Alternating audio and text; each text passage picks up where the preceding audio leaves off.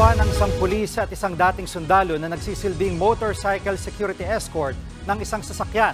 Pangalawang insidente na yan ng iligal na pag-racket bilang bodyguard na nabisto ng PNP ngayong buwan. Nasa frontline balitang yan si Brian Castillo.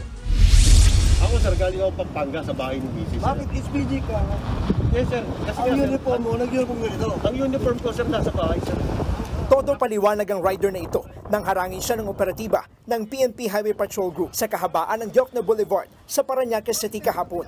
Ang lalaking yan kasi naaktuhang iligal na nagsisilbing motorcycle security escort ng isang sasakyan.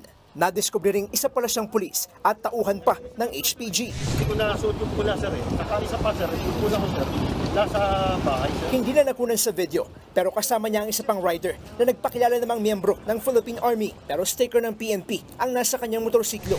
Pero nang ilapit ng News 5 sa Philippine Army, napag-alaman naming taong 2022 pa pala na discharge mula sa serbisyo ang nagpakilalang sundalo. However, hindi siya nakapag-file ng kanyang formal retirement because meron siyang pending case, Article of War 97 for psychological and economic abuse. Inaalam na ng PNP kung sino ang ine-escortan ng dalawa.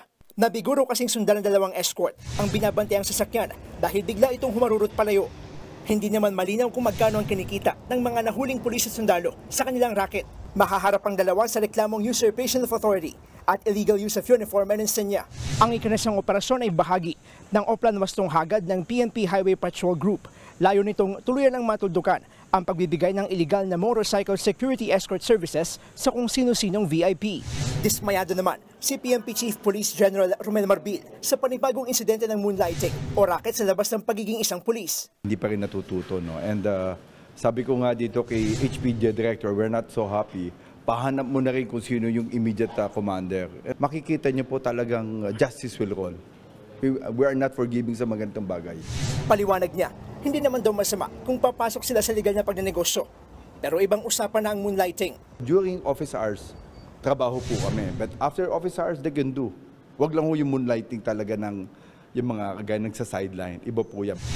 Nito lang May 18, naaresto ang dalawang pulis na miyembro ng Special Action Force o SAF matapos silang magsuntukan sa isang exclusive subdivision sa Muntinlupa. Kalaunay na pag-alamang nagsisilbi pala silang security ng isang Chinese national. Nagbabalita mula sa frontline.